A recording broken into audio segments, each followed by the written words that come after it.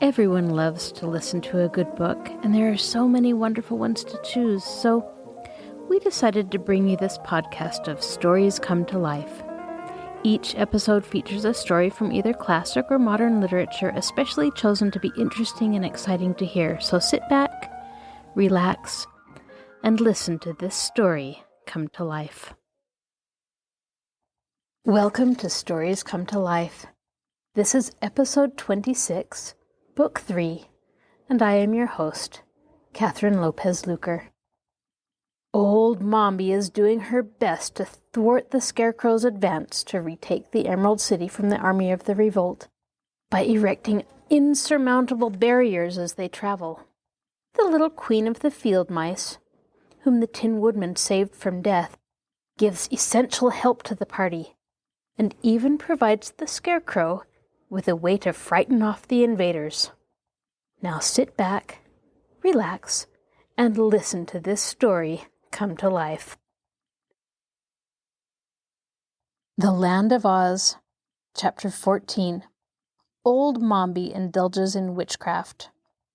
They soon discovered that the sawhorse limped, for his new leg was a trifle too long, so they were obliged to halt while the Tin Woodman chopped it down with his axe, after which the wooden steed paced along more comfortably. But the sawhorse was not entirely satisfied even yet. "It was a shame that I broke my other leg," it growled. "On the contrary," airily remarked the Wogglebug, who was walking alongside, "you should consider the accident most fortunate, for a horse is never of much use until he has been broken." "I beg your pardon," said Tip, rather provoked, for he felt a warm interest in both the sawhorse and his man Jack. "But permit me to say that your joke is a poor one, and as old as it is poor." "Still it is a joke," declared the Wogglebug firmly, "and a joke derived from a play upon words is considered among educated people to be eminently proper." "What does that mean?" inquired the Pumpkinhead stupidly. "It means, my dear friend," explained the Wogglebug, "that our language contains many words having a double meaning, and that to pronounce a joke that allows both meanings of a certain word proves the joker a person of culture and refinement, who has, moreover, a thorough command of the language." "I don't believe that," said Tip plainly. "Anybody can make a pun." "Not so," rejoined the Wogglebug stiffly. "It requires education of a high order. Are you educated, young sir?" "Not especially," admitted Tip. "Then you cannot judge the matter. I myself am thoroughly educated, and I say that puns display genius. For instance, were I to ride upon this sawhorse, he would not only be an animal, he would become an equipage, for he would then be a horse and buggy." At this the Scarecrow gave a gasp, and the Tin Woodman stopped short and looked reproachfully at the Wogglebug. At the same time the sawhorse loudly snorted his derision, and even the Pumpkinhead put up his hand to hide the smile which, because it was carved upon his face, he could not change to a frown. But the Wogglebug strutted along as if he had made some brilliant remark, and the Scarecrow was obliged to say, "I have heard, my dear friend, that a person can become over-educated, and although I have a high respect for brains, no matter how they may be arranged or classified, I begin to suspect that yours are slightly tangled. In any event, I must beg you to restrain your superior education while in our society." "We are not very particular," added the Tin Woodman, "and we are exceedingly kind-hearted. But if your superior culture gets leaky again—" He did not complete the sentence, but he twirled his gleaming axe so carelessly that the Wogglebug looked frightened and shrank away to a safe distance. The others marched on in silence, and the highly magnified one, after a period of deep thought, said in a humble voice, "I will endeavor to restrain myself." "That is all we can expect," returned the Scarecrow pleasantly, and good nature being thus happily restored to the party, they proceeded upon their way. When they again stopped to allow Tip to rest, the boy being the only one that seemed to tire, the Tin Woodman noticed many small round holes in the grassy meadow. "This must be a village of the field mice," he said to the Scarecrow. "I wonder if my old friend, the Queen of the Mice, is in this neighborhood." "If she is, she may be of great service to us," answered the Scarecrow, who was impressed by a sudden thought. "See if you can call her, my dear Nick." So the Tin Woodman, blew a shrill note upon a silver whistle that hung around his neck, and presently a tiny gray mouse popped from a hole nearby and advanced fearlessly toward them. For the Tin Woodman had once saved her life, and the Queen of the Field Mice knew he was to be trusted. "Good day, Your Majesty," said Nick, politely addressing the mouse. "I trust you are enjoying good health." "Thank you, I am quite well," answered the Queen, demurely, as she sat up and displayed the tiny golden crown upon her head. "Can I do anything to assist my old friends?" "You can indeed," replied the Scarecrow eagerly. "Let me, I entreat you, take a dozen of your subjects with me to the Emerald City." "Will they be injured in any way?" asked the Queen doubtfully. "I think not," replied the Scarecrow. "I will carry them hidden in the straw which stuffs my body, and when I give them the signal by unbuttoning my jacket, they have only to rush out and scamper home again as fast as they can. By doing this, they will assist me to regain my throne, which the Army of Revolt has taken from me." "In that case," said the Queen, "I will not refuse your request. Whenever you are ready, I will call 12 of my most intelligent subjects." "I am ready now," returned the Scarecrow. Then he lay flat upon the ground and unbuttoned his jacket, displaying the mass of straw with which he was stuffed. The Queen uttered a little piping call, and in an instant a dozen pretty field mice had emerged from their holes and stood before their ruler, awaiting her orders. What the Queen said to them none of our travelers could understand, for it was in the mouse language, but the field mice obeyed without hesitation, running one after another to the Scarecrow and hiding themselves in the straw of his breast. When all of the 12 mice had thus concealed themselves, the Scarecrow buttoned his jacket securely, and then arose and thanked the Queen for her kindness. "One more thing you might do to serve us," suggested the Tin Woodman, "and that is to run ahead and show us the way to the Emerald City, for some enemy is evidently trying to prevent us from reaching it." "I will do that gladly," returned the Queen. "Are you ready?" The Tin Woodman looked at Tip. "I'm rested," said the boy. "Let's start." Then they resumed their journey, the little gray Queen of the Field Mice running swiftly ahead of them, and then pausing until the travelers drew near, when away she would dart again.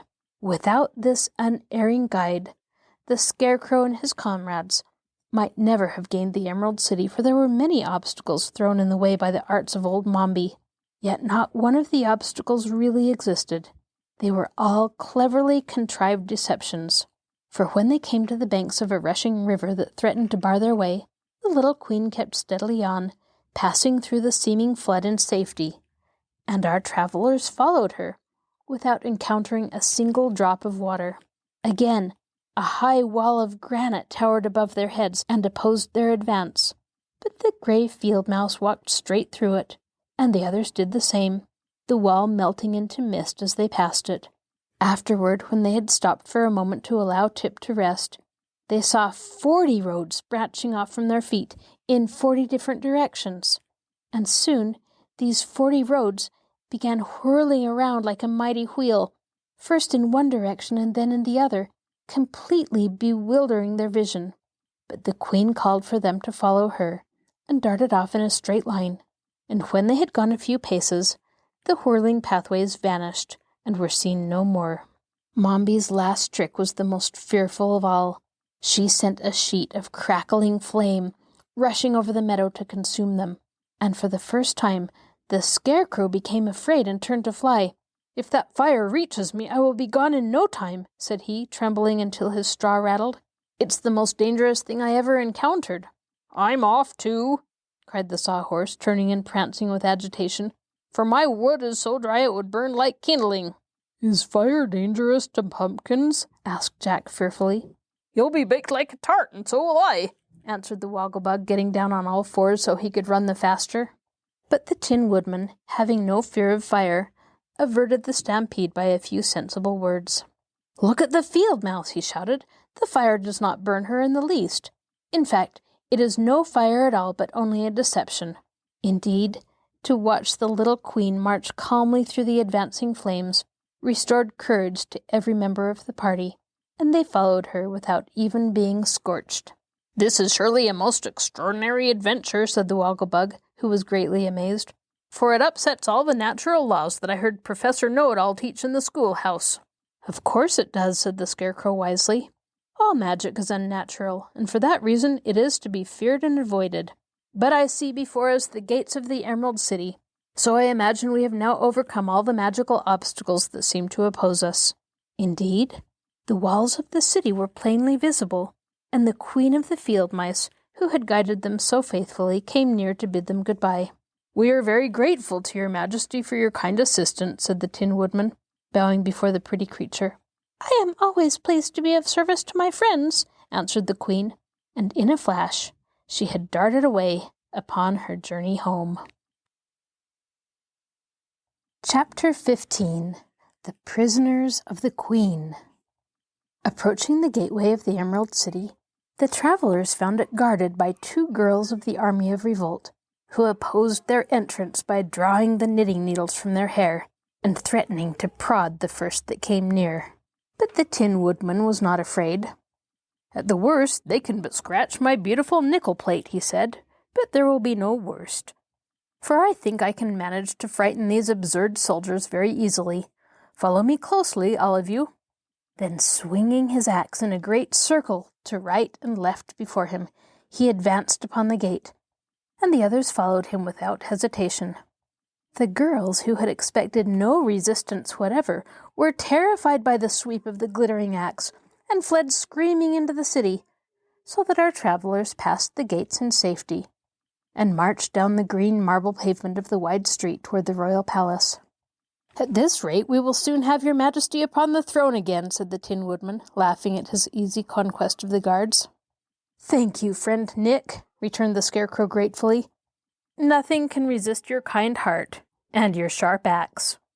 As they passed the rows of houses, they saw through the open doors that men were sweeping and dusting and washing dishes, while the women sat around in groups, gossiping and laughing.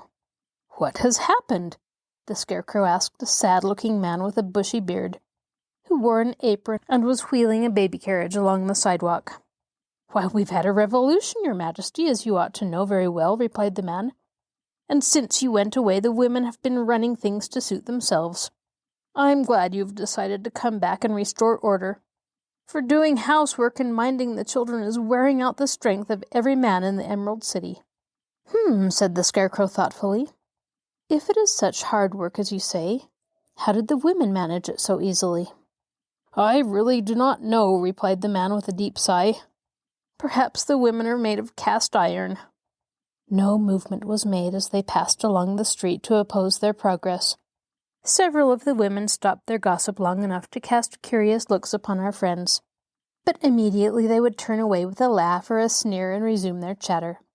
And when they met with several girls belonging to the Army of Revolt, those soldiers, instead of being alarmed or appearing surprised, merely stepped out of the way and allowed them to advance without protest. This action rendered the Scarecrow uneasy. "I'm afraid we're walking into a trap," said he.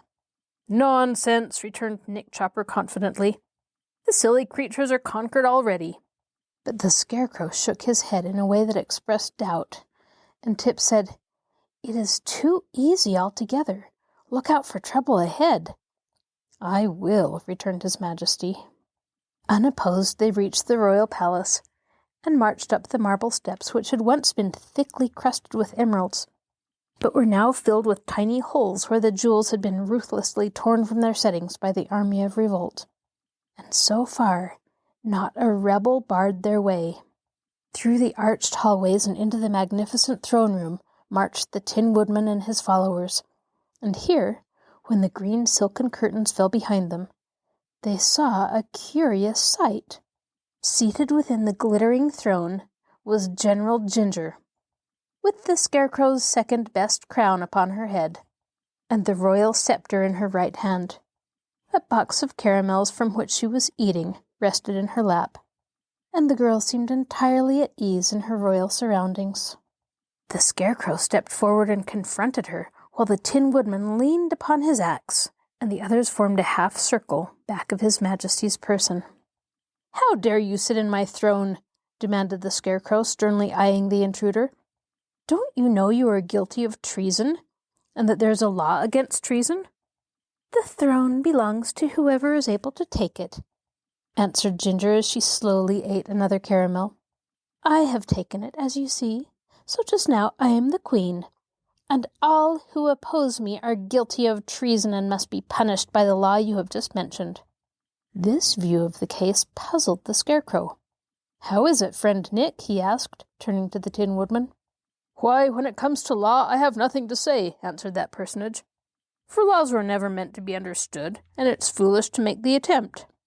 "Then what shall we do?" asked the Scarecrow in dismay. "Why don't you marry the queen, and then you can both rule?" suggested the Wogglebug. Ginger glared at the insect fiercely. "Why don't you send her back to her mother where she belongs?" asked Jack Pumpkinhead. Ginger frowned. "Why don't you shut her up into a closet until she behaves herself and promises to be good?" inquired Tip. Ginger's lip curled scornfully. "Or give her a good shaking," added the Sawhorse. "No," said the Tin Woodman. "We must treat the poor girl with gentleness. Let us give her all the jewels she can carry and send her away happy and contented." At this, Queen Ginger laughed aloud, and the next minute clapped her pretty hands together thrice, as if for a signal. "You are very absurd creatures," said she, "but I am tired of your nonsense, and have no time to bother with you longer." While the monarch and his friends listened in amazement to this impudent speech, a startling thing happened. The Tin Woodman's axe was snatched from his grasp by some person behind him, and he found himself disarmed and helpless. At the same instant, a shout of laughter rang in the ears of the devoted band, and turning to see whence this came, they found themselves surrounded by the Army of Revolt, the girls bearing in either hand their glistening knitting needles. The entire throne room seemed to be filled with the rebels, and the Scarecrow and his comrades realized that they were prisoners. "You see how foolish it is to oppose a woman's wit," said Ginger gaily. "And this event only proves that I am more fit to rule the Emerald City than a Scarecrow. I bear you no ill will, I assure you, but lest you should prove troublesome to me in the future, I shall order you all to be destroyed. That is, I'll accept the boy who belongs to old Mombi, and must be restored to her keeping. The rest of you are not human, and therefore it will not be wicked to demolish you. The Sawhorse and the Pumpkinhead's body I will have chopped up for kindling wood, and the pumpkin shall be made into tarts. The Scarecrow will do nicely to start a bonfire, and the Tin Man can be cut into small pieces and fed to the goats. As for this immense Wogglebug—" "Highly magnified, if you please," interrupted the insect. "I think I will ask the cook to make a green turtle soup of you," continued the Queen reflectively. The Wogglebug shuddered. "Or, if that won't do, we might use you for a Hungarian goulash, stewed and highly spiced," she added cruelly. This program of extermination was so terrible that the prisoners looked upon one another in a panic of fear. The Scarecrow alone did not give way to despair. He stood quietly before the Queen, and his brow was wrinkled in deep thought, as he strove to find some means of escape.